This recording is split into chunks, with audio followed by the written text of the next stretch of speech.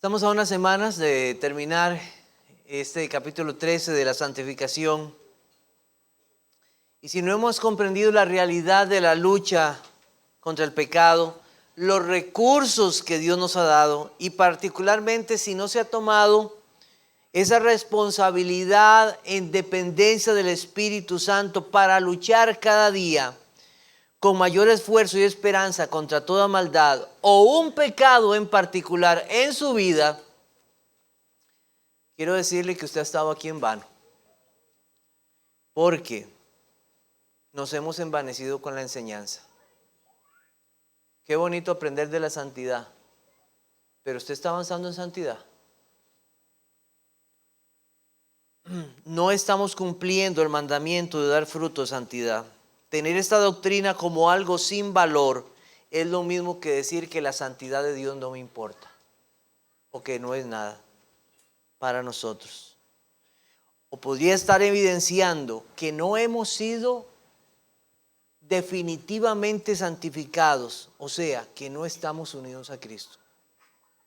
Entonces, como les mencioné al inicio de este curso, la santificación es una evidencia indiscutible y verdadera de todo aquel que ha sido justificado.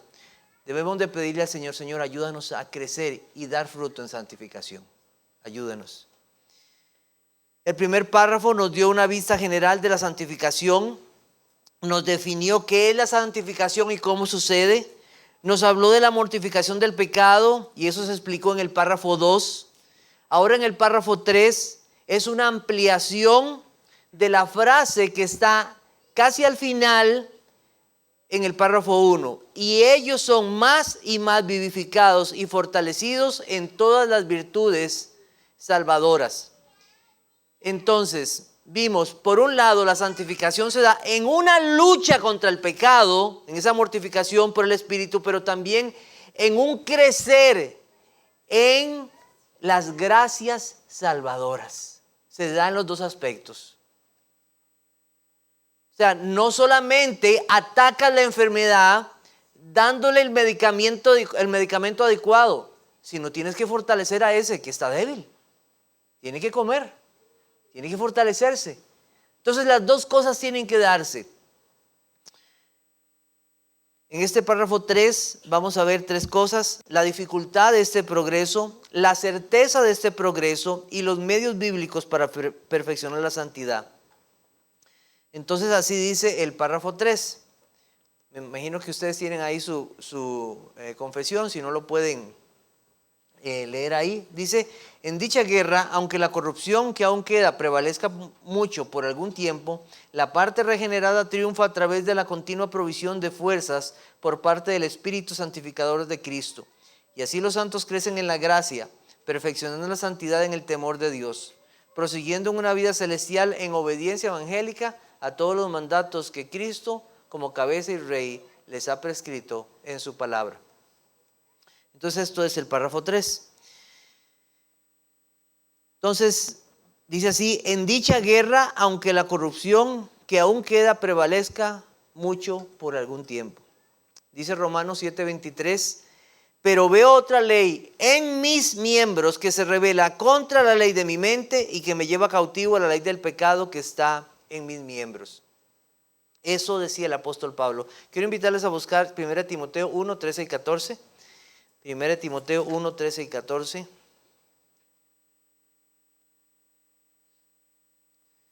Dice así: habiendo yo sido antes blasfemo, perseguidor e injuriador, mas fui recibido a misericordia, porque lo hice por ignorancia e incredulidad.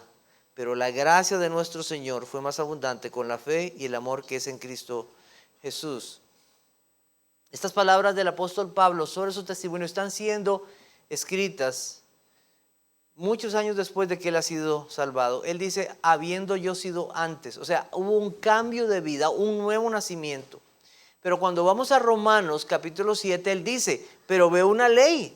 O sea, ¿pero qué fue?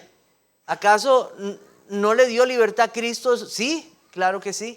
Y es por esa razón que ahora en Romanos 7 escribe de esa manera. Esa lucha del cristiano, esa condición que se ve a sí mismo como un pecador, luchando y necesitando de Cristo cada día. un pasado que vivió en sus pecados, la gracia de Dios salvó, la fe y el amor ahora son evidentes en su vida, pero al mismo tiempo habla de un hombre que necesita del Señor en medio de esa lucha. La condición como pecador continúa, pero ahora perdonado. Es la verdad bíblica que seguimos siendo pecadores, pero el pecado no se enseñorea de aquellos que han sido libertados de la esclavitud por Cristo. Entonces, en Romanos 7 tenemos esa realidad. Gracias a Dios hemos estado estudiando el libro de Génesis con el pastor Eduardo. Todos los que han podido escuchar estas enseñanzas, y ustedes recordarán lo que pasó con el creyente Abraham. Así les digo, creyente Abraham. ¿Quién puede decir que no? Claro. Era padre en la fe de todos los creyentes. Y al leer las escrituras nosotros vemos un Abraham que miente acerca de su esposa. Vemos un Abraham que está desconfiando en la promesa de Dios y tiene un hijo con Agar. Y aprendimos de esas enseñanzas cómo su fe fue creciendo y fue probada hasta el día aquel en que tuvo que llevar a su hijo al monte para ser sacrificado. Y Dios le dijo: ahora veo que temes mi nombre. Pero vemos la vida de este creyente en medio de pecados, en medio de diferentes situaciones, y eso es lo que nos dice este párrafo, y es una realidad, y algo que debe asombrarnos es esto: en dicha guerra, aunque la corrupción que aún queda prevalezca mucho por algún tiempo, sí, aquellos que llegan a Cristo posiblemente tienen una lucha más férrea contra ciertos pecados en sus vidas, y eso se da. Y eso es verdadero. Otro ejemplo que tenemos en la Biblia, el apóstol Pedro, un hombre sincero, un hombre impetuoso, pero también un hombre orgulloso, pero de Cristo. Y llega aquel momento donde dice: aunque todos te nieguen, yo no te voy a negar. No. ¿Y qué pasa? Niega a Cristo. Pero por la gracia de Dios, porque era de Cristo y porque Cristo intercedió por él, ¿qué pasó con este apóstol? Fue restaurado. Entonces vemos en la vida de los creyentes esta condición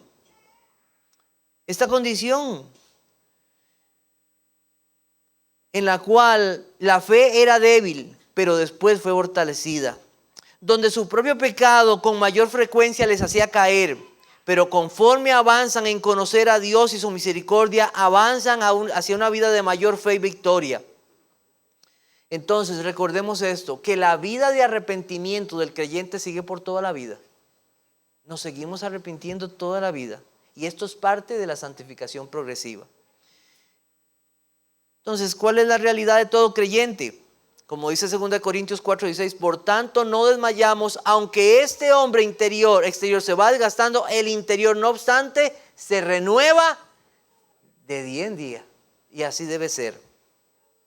Estamos en un cuerpo de muerte del cual no seremos librados hasta el día en que muramos o seamos transformados. En un grado mayor o menor el pecado estará morando en nosotros. Y conociendo esta verdad, debemos hacer de la lucha contra el pecado algo de todos los días y renovar esa fe y confesar nuestros pecados todos los días. Entonces, algunas consideraciones en relación a esta lucha. En primer lugar, cuídese que verdaderamente está mortificando el pecado y que no lo está disfrazando. Cuídese. Una persona puede reconocer que está dejando pecados de forma externa, pero en su corazón todavía hay deseos por esos pecados. Lo deja de forma externa, pero si hubiera una oportunidad, se va a ese pecado. Eso es hipocresía. Abandonar y quitar el pecado, no solo en su práctica, sino también en sus deseos. Otra variación de esto es que desvíe el pecado hacia otro pecado. Por ejemplo, su pecado ha sido la glotonería, con el cual ha estado luchando y dejando. Pero ahora que deja la glotonería, se ha encontrado con el entretenimiento. Su forma de sustituir ese pecado. Y le dedica su tiempo, sus fuerzas. Deja de leer la Biblia por ese entretenimiento. Entonces, dejó uno por otro. O sea, no está luchando verdaderamente contra el pecado. Lo que hizo fue desviarlo. Eso es como un disfraz. El afán lo lleva a estos pecados. En lugar de aumentar en fe y confianza en el Señor, su pecado también ha sido no creerle al Señor y descansar en su providencia. Entonces hay diferentes tipos de situaciones en las cuales alguien puede disfrazar ese pecado. En segundo lugar, una naturaleza tranquila no es victoria sobre el pecado. Y esto, ¿has escuchado personas que tienen un espíritu apocado? ¿Has escuchado esa palabra? Apocado, que es como, y se dice, qué tranquila, ¿verdad? Esa persona. Aquí no se ve que hace así, ¿verdad? Mayor cosa. Pero por dentro está escondiendo pecados. ¿Verdad? Como decimos aquí, no mata ni una mosca. O sea, no, y por dentro hay un corazón malvado. Hay personas que tienen un temperamento tranquilo. Se ven a sí mismos y hacen parecer a otros que no tienen inclinaciones pecaminosas, pero son personas que tienen otros pecados. Qué tranquilo. Su pasividad en servir. Solo piensan en ellos y no en otros. Pueden guardar envidia o celos. Por tanto, es necesario un examen constante delante del Señor de sus vidas para que no se engañen a sí mismos. Cuidado. En tercer lugar, un deseo pecaminoso que tiene éxito frecuentemente. Un deseo pecaminoso que tiene éxito frecuentemente. Este es un síntoma peligroso. Hay quienes, si pudieran, se entregarían a sus pecados y solo son frenados por las consecuencias que les traería ese pecado. Consecuencias económicas, consecuencias de salud o consecuencias de reputación. Debemos asegurarnos que estamos unidos en primer lugar a Cristo. Sin esto no hay verdadera lucha. ¿Por qué será que no me levanto? Primero asegúrese, ¿está usted unido a Cristo? ¿Está unido a Cristo? Verdaderamente. Solo los creyentes pueden mortificar el pecado, acuérdese. Solo los creyentes. Un deseo pecaminoso puede tener éxito de forma constante, ya que el creyente también no ha tomado previsiones para luchar efectivamente contra el pecado.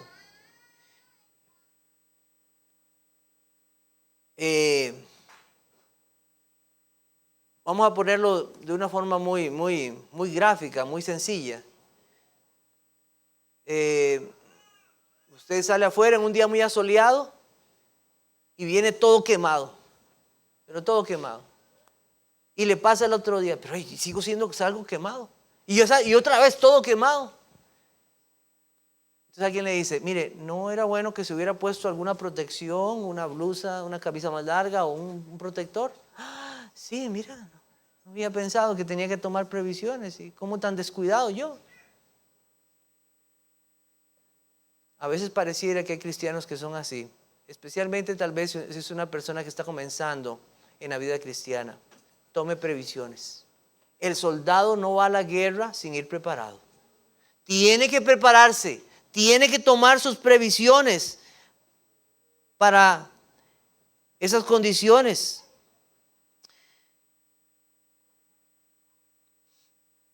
Debemos asegurarnos que estamos unidos a Cristo, como les dije. Un deseo pecaminoso puede tener éxito de forma constante, ya que el creyente no está tomando previsiones para luchar efectivamente contra el pecado. Hay medios que el creyente, en el poder del Espíritu Santo, no está usando para que luche efectivamente. Y eso vamos a considerar más de esto en unos momentos. Vamos a ver uno y vamos a seguir viendo otros. En cuarto lugar, renovar la fe y el arrepentimiento todos los días. Todos los días debemos arrepentirnos y confesar nuestros pecados, y todos los días debemos pedirle al Señor que aumente nuestra fe y de forma diligente conocer más de Él. Todos los días. En quinto lugar, en esta guerra no estás solo. No estás solo. No olvidemos que Dios ha dejado su Espíritu Santo. Nunca asuma esta lucha solo, porque sería imposible asumirla solo. También Dios ha dado a todo creyente la bendición de una iglesia donde juntos podemos ayudarnos y vencer. Dice Proverbios 27:17, hierro con hierro se aguza, así el hombre aguza el rostro de su amigo. O sea, ¿qué es lo que es? Es un metal contra otro metal, ¿verdad? Entonces se afilan. Los que les gusta hacer sus carnitas saben que tienen que afilar bien sus cuchillos, o los amas de casa, o los, ¿verdad? Tienen que afilar bien. Y entonces, ¿qué usan? Otro metal, otro material para esto. Entonces, ¿qué significa esto? Busque hermanos maduros en la fe. Usted no va a afilar un cuchillo con un pedazo de madera. Busque hermanos maduros en la fe, con los cuales podamos ayudarnos para enfrentar esos pecados. Una hermana con otra hermana, un hermano con otro hermano. Dice Romanos 15:14, pero estoy seguro de vosotros, hermanos míos, de que vosotros mismos estáis llenos de bondad, llenos de todo conocimiento, de tal manera que podéis amonestaros los unos a los otros. Vea ese cuchillito, lleno de bondad y lleno de conocimiento. Dos cosas, bondad y conocimiento. Bondad, ¿por qué? Porque yo no voy a llegar orgulloso. El Señor, yo también soy un pecador, necesito la gracia de Dios. Y también conociendo la palabra de Dios para poder ayudar a ese. No voy a aconsejarlo con mis ideas o pensamientos, o con lo que salió en la última revista de novedades. Voy a usar la palabra de Dios. Voy a usar la palabra de Dios para ayudar a mis hermanos. Tenemos un ejemplo. Vamos a buscar Efesios 4, 15 y 16. Efesios 4, 15 y 16.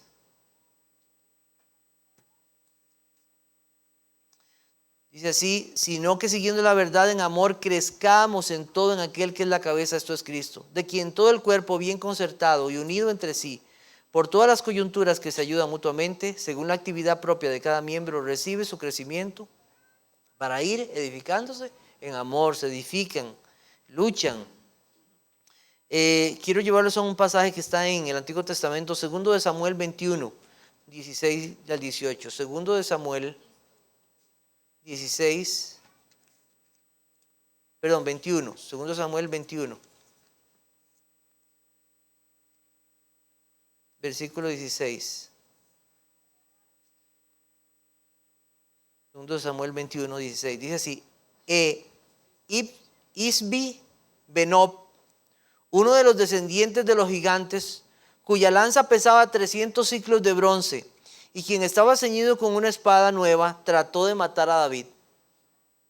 Mas Abisai, hijo de Sarbia, llegó en su ayuda e hirió al filisteo y lo mató.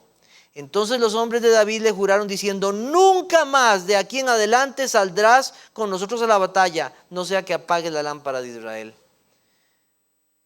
Este fue el David que se enfrentó a Goliat, pero han pasado muchos años. Ya David no es el mismo posiblemente en sus fuerzas. ¿Qué necesitó? De alguien que lo viniera a ayudar. Gracias a Dios, si no hubiera muerto. ¿Cómo necesitamos ayuda de otros hermanos para luchar? Necesitamos ayuda de esos hermanos. En Gálatas capítulo 2 tenemos otro ejemplo. Gálatas capítulo 2. Tenemos otro ejemplo ahí, versículo 11. Dice, pero cuando Pedro vino a Antioquía le resistí cara a cara porque era de condenar. Aquí tenemos al apóstol Pablo tratando con su hermano Pedro, que era una de las columnas de la iglesia. Y Pablo, como un abortivo último de los apóstoles. Y llega Pablo y le dice de frente, Andas en hipocresía, estás haciendo esto, comes con aquello y después te escondes. Estás haciendo una hipocresía. ¿Qué estás diciendo? Recuérdate, Pedro, que esto no se trata de la circuncisión, se trata de la fe en Cristo. ¿Qué está pasando, Pedro? ¿Por qué te portas así? Pedro era un pecador que necesitó de un hermano que tratara con él, y fue en amor. No nos sintamos mal cuando un hermano en amor viene a reprendernos y a amonestarnos. Eso es parte de ese amor y está ayudándonos en la lucha. Está ayudándonos en la lucha. Nada más sepan cómo hacerlo, en bondad y en conocimiento. Pero se necesita. En sexto lugar, no se confíe en sí mismo. Puede hacer que alguien piense que ya ha ganado muchas batallas y que es fuerte para seguir peleando por sí mismo. Aun cuando usted pueda tener muchos años en los caminos del Señor, no se confíe en sí mismo. Así que el que piensa estar firme, mire que no caiga. Dice la Biblia en 1 Corintios 10:12. Tal vez un pecado escandaloso como el adulterio o el robo no sea algo con lo cual usted se vea en peligro para su alma. Pero ahora, después de muchos años, puede hacer que en su vejez su pecado sea la falta de confianza en el Señor o su falta de contentamiento, y esto le lleve a un afán y la angustia. Por tanto, no hay momento en el cual nosotros podamos descuidarnos del deber de mortificar el pecado y buscar la santidad. No se descuide. Entonces, se mantiene esa lucha y aún muy posible pecados. Pero la confesión no nos deja ahí, porque la realidad bíblica es que el cristiano vence. El cristiano vence, no queda caído. Y eso nos lleva al segundo punto, la certeza de este progreso. La parte regenerada, dice ahí la confesión, triunfa a través de la continua provisión de fuerzas por parte del Espíritu Santificador de Cristo. Los hijos de Dios deben proclamar y anhelar esta victoria. No las materiales, no las que buscan las gentes de esta vida pasajera, sino el triunfo sobre el pecado en las fuerzas del Señor.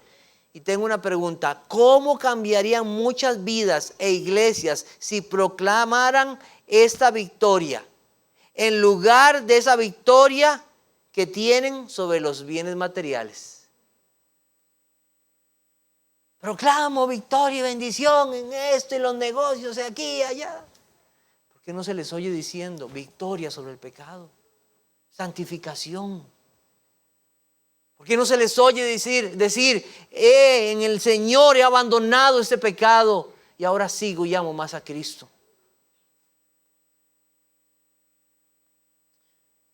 ¿Qué dice la Biblia en relación a esto? Dice Romanos 16:14, el pecado no se enseñoreará, no se enseñorea, no reina sobre vosotros. Vamos a buscarlo, Romanos 6:14. Dice así: porque el pecado no se enseñoreará de vosotros, pues no estáis bajo la ley, sino bajo la gracia. No se enseñoreará de vosotros. Hay victoria para el creyente. Hay victoria. Tenemos un rey que es Cristo y nos ha libertado. Él es omnipotente, Él es sabio, Él es fiel, Él no desampara a su pueblo.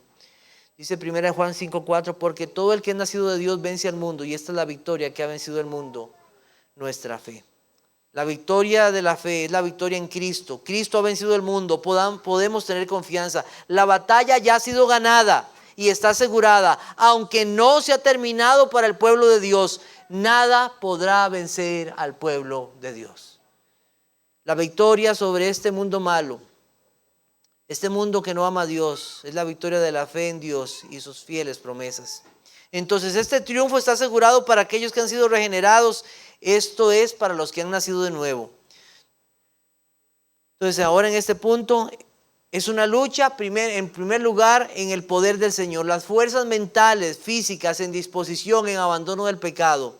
Mas gracias sean dadas a Dios que nos da la victoria por medio de nuestro Señor Jesucristo. Dice 1 Corintios 15:57. Por medio de nuestro Señor Jesucristo.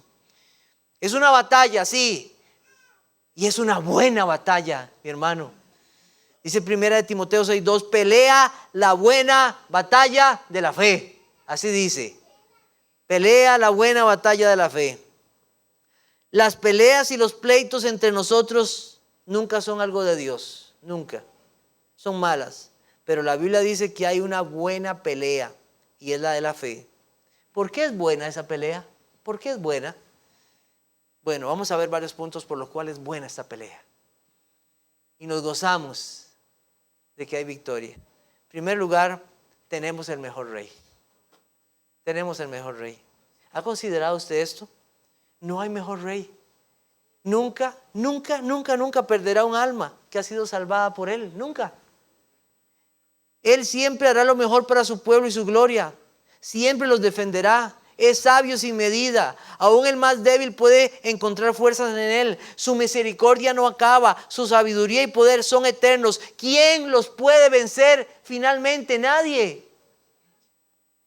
¿Quién nos separará del amor de Cristo? Tribulación o angustia o persecución o hambre o desnudez o peligro o espada. Como está escrito, por causa de ti somos muertos todo el tiempo. Somos contados como ovejas de matadero. Antes en todas estas cosas somos más que vencedores por medio de aquel que nos amó. Romanos 8.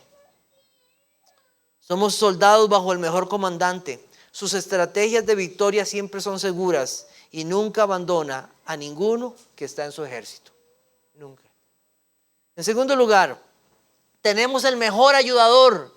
Por eso es buena esta batalla. Tenemos el mejor ayudador. Tenemos al Espíritu Santo, quien mora para siempre en el creyente. Ha sido sellado con él. La tercera persona de la Trinidad nos enseña, nos guía, nos conduce, nos dirige, nos ilumina en su palabra, nos convence de pecado, nos lleva a Cristo. Es por él quien producimos fruto para Dios.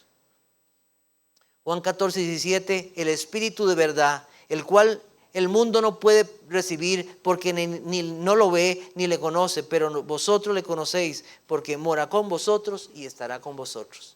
Tenemos el mejor ayudador. En tercer lugar, tenemos insuperables promesas. ¿Sabías esto? No hay promesas como estas. 2 Corintios 1:20, porque todas las promesas de Dios son en Él, sí y amén, por medio de nosotros, para la gloria de Dios. Promesas, sí y amén, en Él. En Juan 15:2 dice, todo pámpano que en mí no lleva fruto lo quitará, y todo aquel que lleva fruto lo limpiará para que lleve más fruto. ¿Qué promesa más hermosa? Bueno, y es una promesa que también nos muestra un peligro. Si no da fruto, será quemado. Eso muestra que no ha estado en Cristo. Porque si está en Cristo va a dar fruto. Pero aquellos que son de Cristo y están unidos a Cristo, dice que van a dar fruto. Y que además Él los que va a hacer, los va a limpiar para que den más fruto. Dígame, ¿no es una promesa hermosa de esa del Señor? Oh Señor, y puede ser para nosotros una petición diaria. Oh Señor, límpiame más y más. Límpiame, Señor.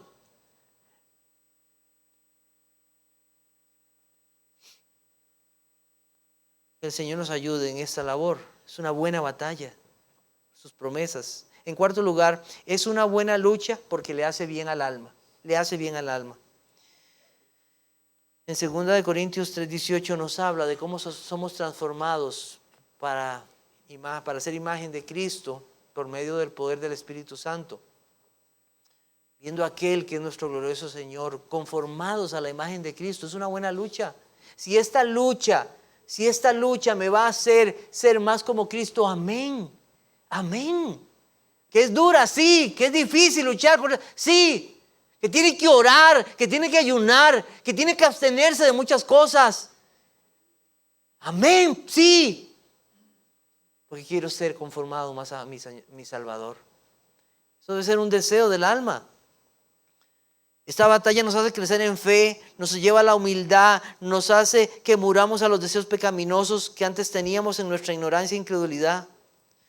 Todos los que han luchado fielmente en esta lucha pueden estar seguros que nunca se arrepentirán de haber luchado en esta batalla contra el pecado en las fuerzas de Cristo. Nunca se van a arrepentir, nunca. En el contexto de Pablo, de este pasaje que habla acerca de esta buena lucha, él habla de una lucha en el servicio cristiano. El servicio cristiano. También nos habla de que en medio de la lucha que debemos tener en este servicio por Cristo, porque no es fácil servir al Señor, no es fácil. No vamos a decir que todo, no, servir a Cristo, y así Él lo dijo. Pero es el lugar donde mejor podemos estar, sirviendo a Cristo. Pero en esta lucha y servir a Cristo, nosotros tenemos que morir a muchas cosas. Usted quiere servir a Cristo en medio de su matrimonio y va a tener que morir a muchas cosas suyas para que Cristo sea exaltado. Esa mujer va a tener que morir a ese deseo de imponerse. Ese hombre que amaba esas cosas de estar haciendo su vida. No, ahora muero para mí, para mostrar amor hacia mi esposa.